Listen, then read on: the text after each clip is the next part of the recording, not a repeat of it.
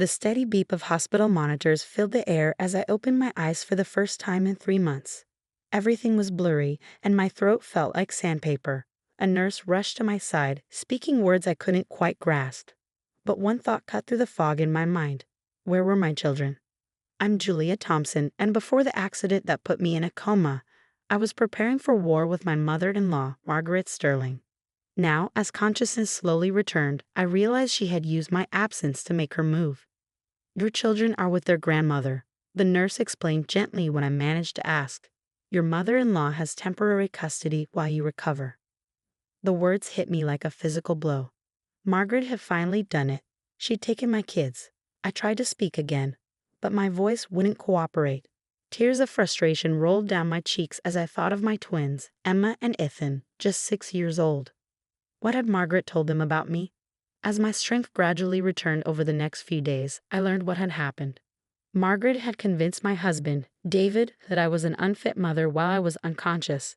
She'd used my accident, a car crash that wasn't even my fault, as evidence of my recklessness. She filed for emergency custody, painting herself as the concerned grandmother stepping in to protect her grandchildren. What Margaret didn't know was that I'd been collecting evidence against her for months before the accident. Every manipulative text, every threatening voicemail, every incident of her undermining my parenting, I had documented it all. I'd known she was planning something. I just hadn't expected her to strike while I was literally fighting for my life. The physical therapy was grueling, but my determination to reclaim my children pushed me through the pain. Every time I wanted to give up, I thought of Emma and Ethan in Margaret's house, being turned against me day by day. David visited occasionally, looking uncomfortable and guilty. He'd always been weak when it came to his mother, unable to stand up to her controlling nature. Now he was caught between us, and true to form, he'd chosen the path of least resistance. The kids are doing well, he said during one visit, not meeting my eyes. Mother has them enrolled in private school now. She thinks it's better for them. Better than the school we chose together. I managed to say, my voice stronger now but still raspy. The one near our house with a great special education program for Emma's dyslexia. He shifted in his chair. Mother says Emma just needs more discipline, not special treatment. I clenched my fists under the hospital blanket. Margaret had always dismissed Emma's learning difficulties, claiming our daughter was just lazy. It was one of the many reasons I'd started documenting her behavior. Have you told them I'm awake? I asked. David looked away. Mother thinks it's better to wait until you're stronger. She doesn't want to upset them. Of course she didn't. Every day I was kept from my children was another day she could poison them against me. But Margaret had underestimated me. She thought the accident had given her the perfect opportunity, but she didn't know what was waiting on my laptop at home or in the safety deposit box at the bank. The day I was finally released from the hospital, my best friend Amy picked me up. She'd been keeping tabs on Margaret for me, gathering new evidence to add to my existing file. She's gotten worse, Amy told me as we drove to her house. I'd be staying with her while I continued my recovery. She's told everyone who'll listen that you were drinking the night of the accident. I was at work, I said, anger burning in my chest. There are security cameras and witnesses. I know, I've got it all documented. Amy glanced at me. She's also been posting things on social media about how the kids are finally getting the stable home they deserve. I saved screenshots. We pulled up to Amy's house, and she helped me inside. My legs were still weak from months of disuse, but I was getting stronger every day. On her dining room table, I saw stacks of papers, everything she'd gathered while I was unconscious. Your laptop is still at your house, Amy said. David doesn't know about the hidden folder, does he? I shook my head. No one does except you and my lawyer. I picked up one of the papers, a social media post where Margaret claimed I'd been neglecting the twins before the accident. She has no idea what's coming. That night, as I lay in Amy's guest room, I thought about the last conversation I'd had with Margaret before the accident. She'd shown up at my house unannounced, as usual, criticizing everything from the kids' clothes to the snacks in the pantry. They deserve better than this, she'd said, gesturing around my perfectly clean, comfortable home. They deserve what I can give them. They deserve their mother, I'd replied. And one day, Margaret, everyone will see exactly what kind of person you really are. She'd laughed dismissively, but I'd seen the flash of uncertainty in her eyes. She'd known I was documenting things, but she had no idea how thorough I'd been. Now, as I struggled to regain my strength, I thought about my children. Were they wondering about me? Did they think I'd abandoned them? Margaret would be using every moment to turn them against me, but I had to believe that the bond between mother and child was stronger than her manipulation.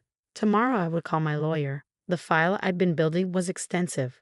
Recordings of Margaret threatening to take the kids, evidence of her lying to social services, documentation of her interfering with Emma's dyslexia treatment. She thought my accident had given her the perfect opportunity to strike. Instead, it had given me the perfect opportunity to expose her true nature. Margaret Sterling was about to learn that you should never underestimate a mother's love or her capacity for strategic thinking. I closed my eyes, picturing Emma and Ethan's faces. "Hold on, babies," I whispered into the darkness.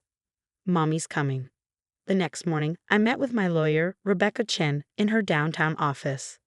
Despite my still weakened state, I insisted on going through every detail of what had happened during my coma. Margaret Sterling played this well, Rebecca admitted, reviewing the temporary custody papers. She filed while you were unconscious, painted herself as the concerned grandmother stepping in during a crisis. The judge had little choice given the circumstances. "But now I'm awake," I said, my voice firm. "And I have everything we need to show exactly who Margaret really is." I pulled out my phone, connecting to Amy's secure cloud drive where we'd backed up all my evidence. 3 years of documentation. Texts, emails, recordings, witness statements. She's been planning this for years, Rebecca. The accident just gave her the opportunity she needed. Rebecca's eyes widened as she scrolled through the files. "This is comprehensive. You have recordings of her threatening to take the kids?" "Multiple recordings, plus evidence of her interfering with Emma's dyslexia treatment, lying to social services about my parenting, even attempting to bribe our nanny to spy on me." I leaned forward. "She's been trying to manipulate my children since they were born, and I've documented all of it." As Rebecca reviewed the evidence, I received a text from Amy. "Margaret just posted another Facebook update about the twins. You need to see this." The post showed my children at some expensive private school, wearing uniforms I'd never seen. Margaret's caption read, "So grateful these precious angels are finally getting the education and stability they deserve. Sometimes God works in mysterious ways to ensure children end up where they belong." My hands shook with anger as I showed Rebecca the post. She's using my accident, an accident that nearly killed me, to justify stealing my children. "This works in our favor," Rebecca said, taking screenshots. "She's creating a public record of parental alienation. But Julia, I need to warn you, this won't be easy. Margaret has resources, connections, she'll fight dirty." "So will I replied. "But unlike her, I have the truth on my side." That afternoon, I had my first physical therapy session since leaving the hospital. As I struggled through the exercises, my therapist, Maria, told me something interesting. "Your mother-in-law called the hospital several times while you were in the coma," she said, helping me with my leg stretches. "She kept asking about your prognosis, whether you'd have any permanent disabilities. She seemed disappointed when we told her you were expected to make a full recovery." I filed this information away, adding it to my mental list of Margaret's manipulations. She'd probably been hoping I'd be too impaired to fight back. Later that day, David came to Amy's house. He looked tired, older somehow. "The kids ask about you," he said softly. "Mother tells them you're still too sick to see them." "And you let her?" I couldn't keep the bitterness from my voice. "They're our children, David, not hers." "She's just trying to help," he started, but I cut him off. "Is she helping Emma with her dyslexia? Or is she still insisting our daughter just needs to try harder?" I pulled out my phone, showing him the videos I'd taken of Margaret berating Emma for her reading difficulties. "Is this helping?" David's face paled as he watched the footage. I didn't know." "Because you never wanted to see it," I said. "You've always chosen the easy path, letting your mother control everything because it's easier than standing up to her. But now she's hurting our children, and I won't let that continue." I showed him more evidence, the text messages where Margaret had outlined her plans to take the kids. The recordings of her threatening me when she thought no one was listening. With each revelation, I saw the carefully constructed image of his perfect mother crumbling. "She's not who you think she is," I said quietly, "and deep down you've always known that." He left looking shaken, and I knew Margaret would notice his distress. She demanded to know what I'd said to him, tried to reassert her control. Let her. The cracks were already showing in her carefully constructed facade. That evening, I received an unexpected visitor, my former nanny Sophie. She'd quit shortly before my accident, and now I knew why. Mrs. Sterling offered me money to spy on you, Sophie confessed, sitting in Amy's living room. When I refused, she threatened to ruin my reputation, make sure I never worked as a nanny again. I was scared, so I just quit. I'm so sorry, Julia. I should have told you. Would you be willing to make a statement? I asked. Legally, on record? Sophie nodded firmly. I saved the emails where she made the offers. And I recorded some of our conversations. I knew something wasn't right about how she was acting. Another piece of evidence to add to my arsenal. Margaret's web of manipulation was vast. But she'd made one crucial mistake. She'd assumed she was the only one who knew how to play the long game. As I lay in bed that night, my phone lit up with a text from an unknown number. It was a photo of Emma and Ethan, clearly taken that day. They looked sad, lost. Beneath it was a message. They're where they belong now. Don't make this harder than it needs to be. I showed the message to Amy, who immediately began tracing the number. Margaret's attempt at intimidation had just given us more evidence of her harassment. We file tomorrow, I told Rebecca over the phone. I want my children back, and I want Margaret Sterling to face consequences for what she's done. Are you sure you're strong enough? Rebecca asked. We could wait a few more weeks. I've been gathering evidence against Margaret for 3 years, I replied. I'm done waiting. She thought my accident was her opportunity to take my children. Instead, it's going to be her undoing. I ended the call and looked at the photo of my twins again. Hold on just a little longer, I whispered. Mommy's coming for you, and this time, no one will ever take you away from me again. The next morning would mark the beginning of my counterattack. Margaret Sterling was about to learn that she'd made the biggest mistake of her life when she decided to target my children. Because while she'd been playing at being the perfect grandmother, I'd been building a case that would expose her for exactly what she was, a manipulative, controlling woman who'd finally gone too far. And I was going to make sure everyone knew it. The courtroom was silent as my evidence against Margaret Sterling played on a large screen. 3 years of documented abuse, manipulation, and calculated attempts to steal my children, all laid bare for everyone to see. Video clips showed Margaret berating Emma for her dyslexia, calling her lazy and stupid. Audio recordings captured her threatening to take my children away. Emails revealed her attempts to bribe our nanny and manipulate social services. I sat straight-backed in my chair, my gaze fixed on Margaret as her carefully crafted image crumbled. She had grown increasingly pale as each piece of evidence was presented, her perfectly manicured hands gripping the arms of her chair. And while Mrs. Thompson was in a coma, Rebecca continued, addressing the judge. Margaret Sterling didn't just file for emergency custody. She actively worked to prevent any possibility of reunification, spreading lies about Mrs. Thompson's fitness as a mother and attempting to alienate the children from their mother. The judge, a stern-faced woman named Patricia Martinez, had been taking detailed notes throughout the proceedings. Now she looked directly at Margaret. Mrs. Sterling, these allegations are extremely serious. The evidence suggests a long-term campaign of harassment, manipulation, and parental alienation. Do you have anything to say in your defense? Margaret's lawyer leaned over to whisper something, but she brushed him off, standing up with the entitled confidence of someone who'd never faced real consequences. Everything I did was for my grandchildren, she declared. Their mother was clearly incapable of providing the life they deserved. The accident proved that. I simply stepped in to give them stability and proper guidance. Proper guidance? I couldn't help but speak up. Like telling Emma her dyslexia is fake. Like canceling her therapy appointments because you think she just needs discipline. Like telling my children their mother abandoned them while I was fighting for my life in a coma. Order. Judge Martinez called, though her expression had hardened at my words. The next few hours were a parade of witnesses. Sophie, the nanny, testifying about Margaret's attempted bribery. My physical therapist describing Margaret's disappointment when I showed signs of recovery. Even David, who finally found his backbone and spoke about his mother's long history of manipulation. By the time the judge called a recess, Margaret's composure had completely cracked. I caught her furiously texting on her phone, probably trying to rally her society friends for support. but no amount of social connection could erase the evidence I'd gathered. When court resumed, Judge Martinez didn't waste time. "The evidence in this case is overwhelming," she began. "Margaret Sterling, you have engaged in a systematic campaign of parental alienation and manipulation. Your actions during Mrs. Thompson's medical crisis were particularly egregious. Not only did you take advantage of her incapacitation to gain custody of her children, but you actively worked to prevent their reunion once she recovered." Margaret started to protest, but the judge held up her hand. "I am immediately vacating the temporary custody order. The children are to be returned to their mother's care within 24 hours. Furthermore, I am issuing a restraining order preventing you from having any contact with Mrs. Thompson or her children without court approval and supervision." The victory was complete, but I felt no joy, only relief and determination.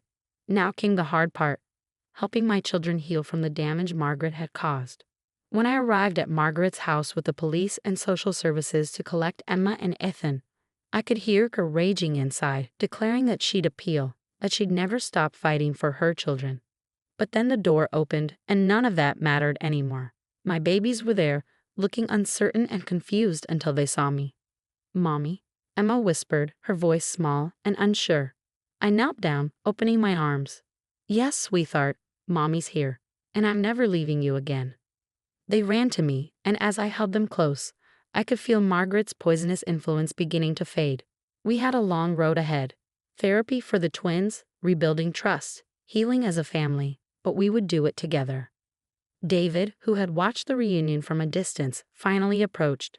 "I'm sorry," he said quietly. "I should have seen what she was doing. Should have stopped her years ago." I nodded, not ready to forgive him completely but acknowledging his part in helping expose Margaret's true nature. "The kids will need you to be strong now. No more letting your mother control everything." "She won't," he promised. "I've already told her I'm cutting contact until she gets professional help. The kids come first now." As we drove home, really home, to the house Margaret had deemed unsuitable, but that held all our happy memories, I thought about everything that had led to this moment. Margaret had spent years weaving her web of manipulation, thinking she was untouchable. She never imagined that every step of the way I was building my case. "Are we really staying with you now?" Ethan asked from the backseat. "Grandmother said you didn't want us anymore." "Grandmother lied," I said firmly. "I will always want you. You're my children, and nothing will ever change that." Later that night, after the twins were asleep in their own beds for the first time in months, I received one final text from Margaret. "This isn't over." I smiled, taking a screenshot to add to my ever-growing file of evidence. "Yes, Margaret," I whispered to myself, "it is."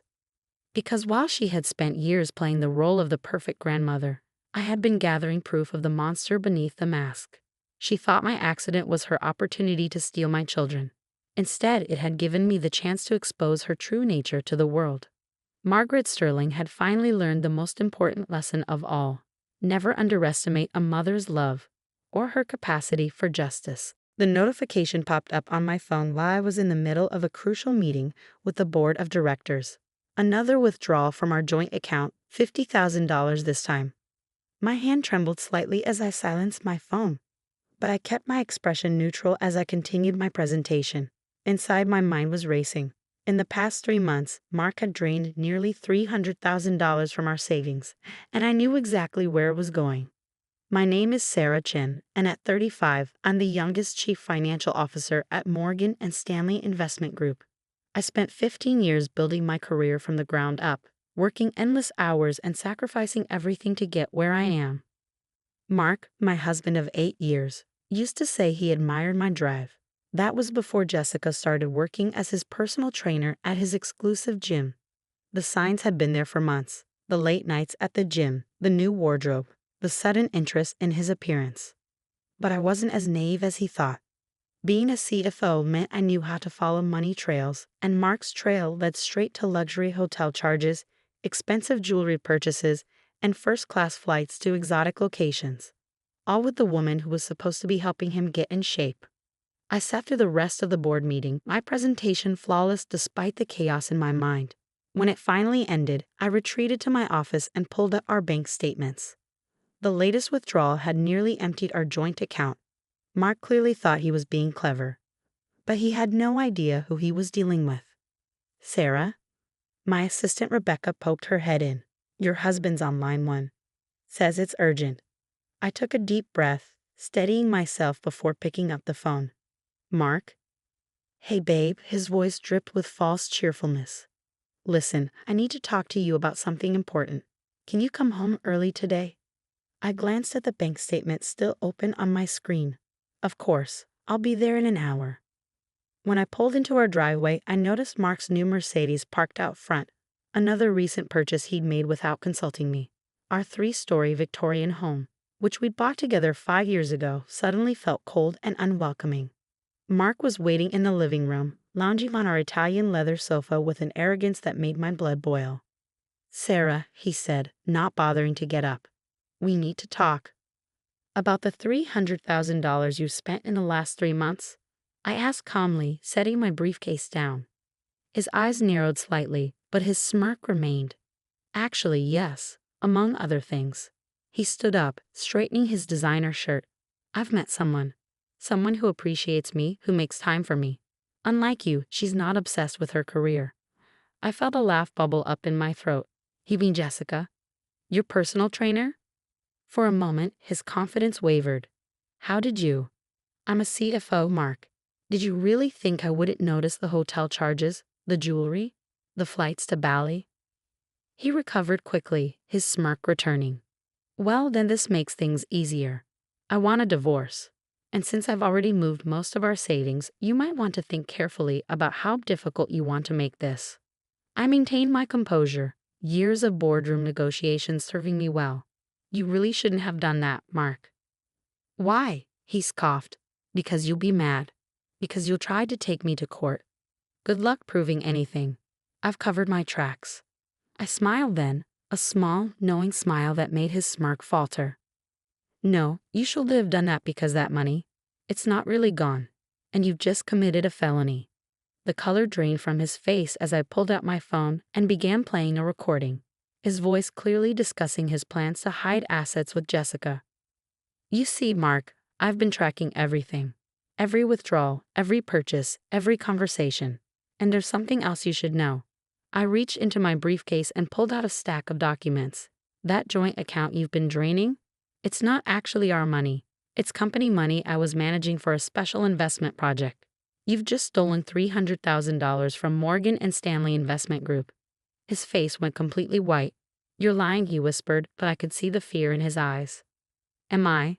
I asked, laying out the paperwork.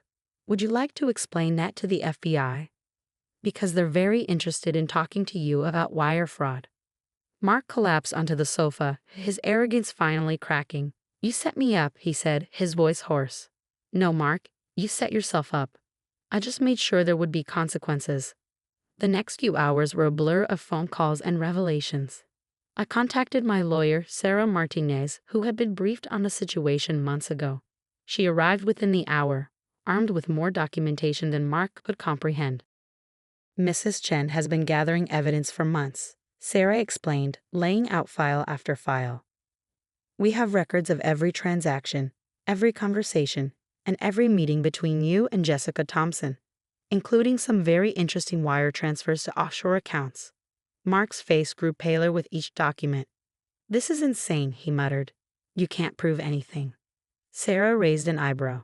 Actually, we can. You see, when you're married to someone who specializes in financial fraud detection, you might want to be more careful about your paper trail. I watched as my husband, the man who thought he could outsmart me, began to crumble. The facade of the confident manipulator was falling away, revealing the desperate man beneath. The FBI will be here tomorrow morning, I said calmly. They're particularly interested in those offshore accounts you set up. Did Jessica help you with those, or was that your own brilliant idea? He looked up sharply. Leave her out of this. I'm afraid that's not possible, Sarah interjected. Ms. Thompson is already being questioned. It seems she has quite a history of similar situations with wealthy married men. That hit him like a physical blow. What do you mean? I pulled out another file. Jessica Thompson isn't even her real name. It's Jennifer Williams, and she's been involved in 3 other cases of fraud and extortion. You're not her first Mark, just her latest victim. The irony would have been amusing if it weren't so tragic. Mark had thrown away our marriage for a woman who had been playing him from the start. "What do you want?" he finally asked, his voice barely above a whisper. "I want every penny back," I said firmly. "Not just in our joint account, but everything you spent on her. The hotels, the jewelry, the trips. All of it. And if I can't, then you'll face federal charges for wire fraud and embezzlement. The choice is yours." That night, after Mark had left to think things over, I sat in our home office, staring at the photographs on the wall. 8 years of marriage reduced to evidence files and legal documents. My phone buzzed. A text from Rebecca, my assistant. "The team is ready whenever you are. Just say the word." I smiled slightly. What Mark didn't know was that this was just the beginning. While he'd been busy with Jessica, I'd been preparing for something much bigger. The money he'd stolen wasn't just any company funds. It was bait, carefully placed to expose a larger scheme of corruption within our investment firm. Mark's greed had played right into my hands, giving me the evidence I needed to uncover a network of fraud that went far beyond our marital problems. Tomorrow, when the FBI arrived, they wouldn't just be investigating my husband's theft. They'd be uncovering one of the biggest financial scandals in the company's history. My phone buzzed again. This time it was an email from Jessica, or Jennifer, rather. She wanted to make a deal. "I have information," she wrote, "about Mark, about the company, about everything. Let me help you, and I'll tell you what I know." I leaned back in my chair, considering her offer. Jennifer Williams might be a con artist, but she was also clever. She knew which way the wind was blowing, and she was smart enough to jump ship before it sank. The next morning, I arrived at the office earlier than usual. The FBI would be arriving at 9, but I had preparations to make. As I walked through the quiet halls of Morgan and Stanley, I thought about how different things would look by the end of the day. My office phone rang. It was Mark. "I'll tell you everything," he said without preamble. "About the money, about Jessica, about what's really going on at the company." "I'm listening," I replied, opening my laptop to record the conversation. What followed was a confession that would shake our firm to its foundations. Mark hadn't just been stealing our savings. He'd been part of a sophisticated embezzlement scheme orchestrated by some of the highest-ranking executives in the company. "They approached me 6 months ago," he explained. "Said they knew about my affair with Jessica, about the money I was spending. They offered to help me hide it if I helped them move certain funds around." I kept him talking, recording every detail. By the time he finished, I had enough information to bring down half the executive board. At precisely 9 o'clock, FBI agents entered the building. But they didn't stop at the security desk. Instead, they headed straight for the executive floor. I watched from my office window as FBI agents led our CEO and 3 board members out of the building in handcuffs. The scandal was bigger than anyone had imagined. $50 million in embezzled funds, dozens of fake accounts, and a trail of corruption that spanned 5 years. Mark's involvement had been the key to unlocking everything.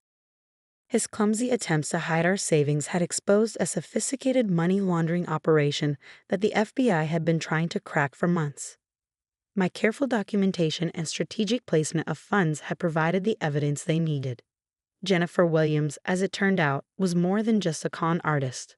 She was an informant working with the SEC, using her position as a personal trainer to gather information on wealthy clients involved in financial crimes. When she realized I was building a case, she'd reach out to collaborate. "Your husband wasn't the target," she explained during our meeting with the FBI. "He was just the weak link we needed to expose the larger operation. When I saw the transfers he was making, I knew he was involved with something bigger." The fallout was spectacular. Morgan and Stanley's stock plummeted as news of the scandal broke. Clients panicked, investors fled, and the media descended like vultures. But I was ready for that too. "Ms. Chen," a reporter called out as I left the building that evening, "did you know about the corruption when you took the CFO position?" I stopped, facing the crowd of cameras. "I took this position because I believed in cleaning up Wall Street. Today, we've taken a significant step toward that goal." Back home, I found Mark waiting on the doorstep. He looked broken, nothing like the arrogant man who'd smirked at me just days before. "I'll sign whatever you want," he said quietly. "The divorce papers, the confession, everything. Just tell me one thing. Did you know? When we got married, did you know this would happen?" I studied him for a moment. No, Mark. We got married. I believed in us. But when you started stealing from me, you gave me the opportunity to expose something much bigger than our failed marriage. He nodded slowly. They're offering me a deal. If I testify against everyone involved. Take it, I advised. It's better than federal prison. After you left, I sat in our empty house, looking at the life we'd built together. 8 years of memories, both good and bad, all leading to this moment. My phone buzzed with a message from the FBI. They wanted me to testify before a grand jury next week. The investigation would take months, maybe years. The corruption ran deep, touching banks and investment firms across the country. But I was prepared for that. My team had been gathering evidence for years, waiting for the right moment to strike. As I packed up Mark's things, I found an old photograph from our wedding day. We looked so happy, so full of hope for the future. I tucked it away in a box with other memories of a life I no longer recognized. 6 months later, I stood in court watching Mark testify against his former conspirators. The evidence was damning, detailed records of every transaction, every meeting, every phone call. The executives who had thought themselves untouchable were facing decades in prison. Jennifer Williams testified too, revealing how she'd worked with the SEC to build cases against corrupt financiers. Her testimony, combined with Mark's confession and my documentation, created an airtight case. The aftermath transformed Wall Street. New regulations were passed, oversight was increased, and a message was sent. No one was above the law. Morgan & Stanley underwent a complete restructuring, with me leading the effort to rebuild the company's reputation. Mark took his plea deal and served 2 years in a minimum security prison. The last time I saw him, he was being led away in handcuffs, looking back at me with a mixture of regret and admiration. "You really are brilliant," he said softly. I should have seen that instead of resenting it. I signed the divorce papers the day his sentence began. The house was sold, our assets divided, what was left of them. And our life together became nothing more than evidence in a historical case file. Years later, I received a letter from Mark, postmarked from Seattle where he'd moved after his release. "I understand now," he wrote, "what you did wasn't just about revenge or justice. It was about changing a broken system. I'm sorry I couldn't be the partner you deserved in that fight." I didn't reply. Some chapters are better left closed. Today, I run my own financial security consulting firm, helping companies identify and prevent fraud. The Morgan & Stanley case is studied in business schools as an example of how one person's determination can expose systemic corruption. Sometimes, when I'm teaching seminars about financial fraud detection, someone asks if I regret how everything unfolded. I think about Mark, about the life we might have had if he'd made different choices. But then I remember the changes we helped create, the reforms that protect thousands of investors, and I know it was worth it. The lesson wasn't just about money or betrayal. It was about standing up for what's right, even when it costs you everything you thought you wanted. Sometimes the biggest victories come from our greatest losses. Mark taught me that. Not by being a good husband, but by being the perfect example of how greed and arrogance can blind people to their own destruction. His attempt to steal our savings didn't just end our marriage, it helped me expose corruption that had stolen from thousands of people. In the end, that was worth more than any amount he could have taken from our account.